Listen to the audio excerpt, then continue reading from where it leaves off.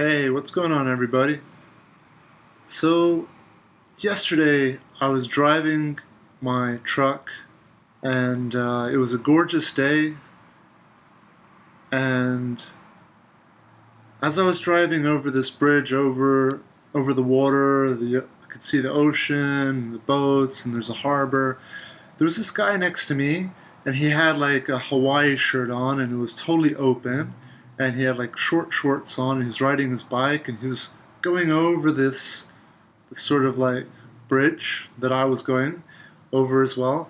And I looked to my right and I looked at him and I just thought, man, this guy is having a lot of fun riding his bike.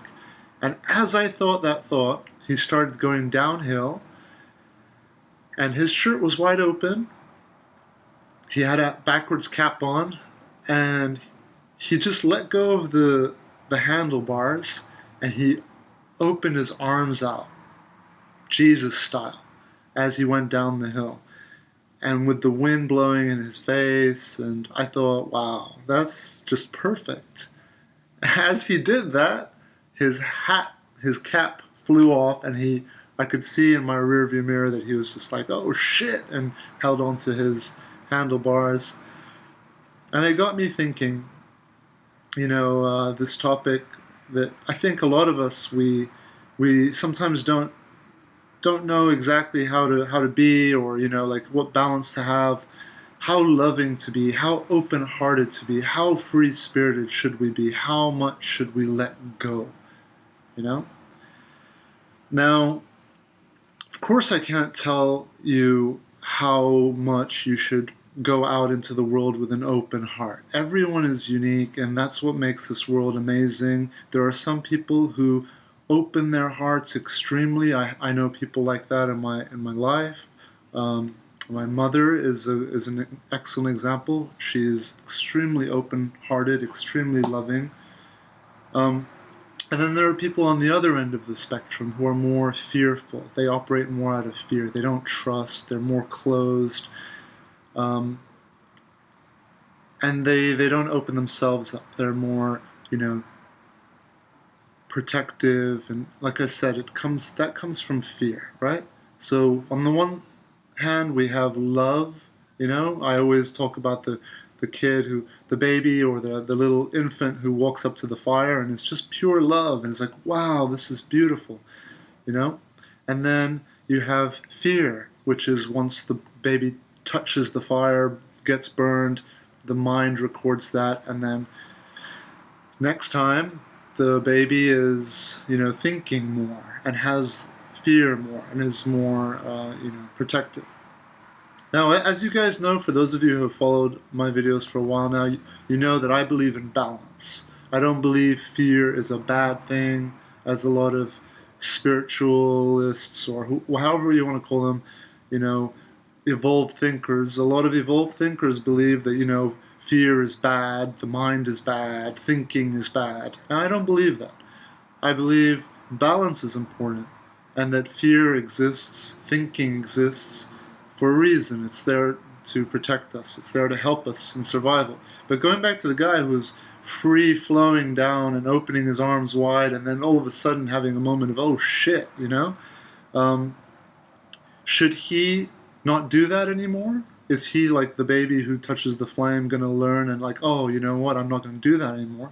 Should he not do that anymore? Should he not open his heart again and do that? And this ties in also with relationships, and like when we open our heart and we're vulnerable with someone, and then we get our heart broken, or we get hurt through a breakup or divorce or whatever. Should we open our hearts again in a future relationship just as much?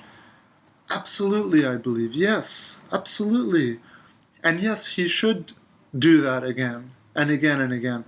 But what he's learned now is, and what the purpose of fear is, the purpose of that is just to learn so that he can prepare better in the future. Maybe tie his hat on a little tighter, or not wear a hat, or I don't know, do something, so that he can open his heart and enjoy that wind blowing you know, at him, going, in a beautiful environment, so that he can do that with an open heart. Just do it better next time, right? So fear helps us prepare. And that's the lesson, that's the point of fear. Fear isn't there to like prevent us from living, to prevent us from opening our hearts. Fear isn't there to stop us from enjoying and experiencing this world. That's sadly it does happen a lot. We'll have an experience, a painful experience, an embarrassing experience, whatever, and then we tend to like not do that again. Right? Or we tend to like become more timid or more reserved or more closed, right? We might get hurt by people in social settings, and then we become more antisocial. We become more withdrawn from those experiences. And that's the lazy way to do it, is just to say, blah, I'm not going to do that anymore. Last time this happened. That's the lazy way. It's not the correct way. The correct way, in my opinion, is learn from that and prepare better. I think it was Mariah Carey years and years and years ago. I was watching her being interviewed, and she was talking. Mariah Carey is, I'm sure a lot of you know, is just a master vocalist, a master singer, but also a master at opening her heart, because that's what great music is at the end of the day. A great singer is someone who can open their heart and take you on this and show you and show us all what humans are capable of, how much love we're capable of.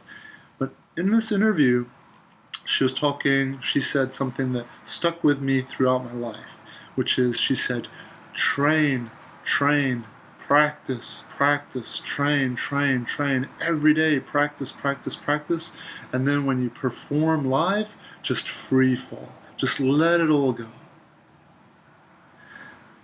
And it's the same applies to almost everything in life that I can think of. Whether it's fighting, train, but in the fight, just let it go. Or when I'm performing music live, I do the same thing. We practice, I train. A lot of work goes into it.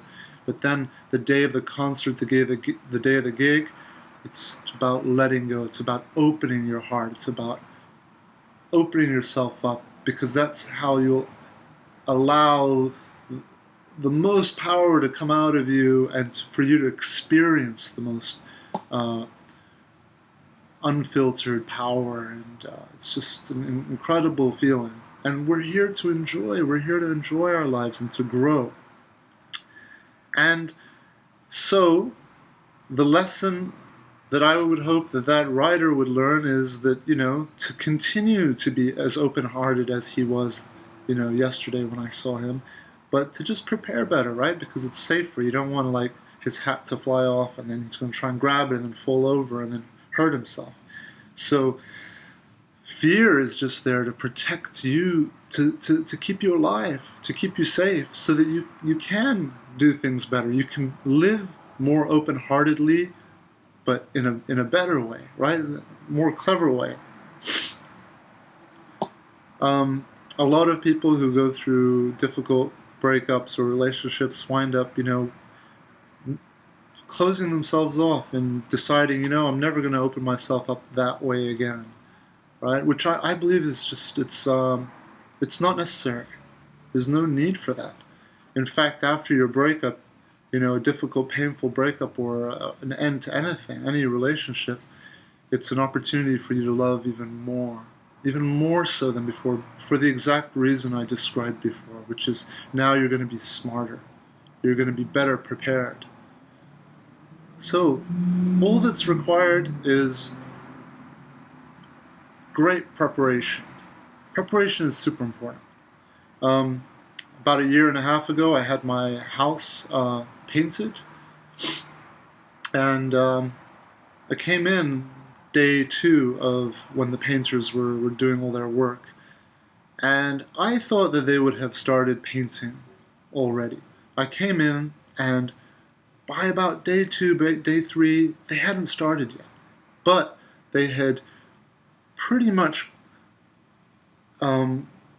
put plastic everywhere, all over the carpets, all over furniture, all over things that shouldn't get, painted, and they put like the masking tape on all the areas, like the light switches and all things like that, the door paths, handles, everything like that. They spent 3 days just preparing.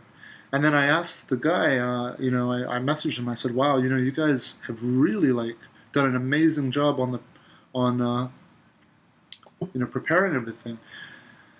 And this painter, he's a master painter. He's been doing this for the greater part of his life. And he said, it's all in the preparation. He said, if you put in all the hard work and the preparation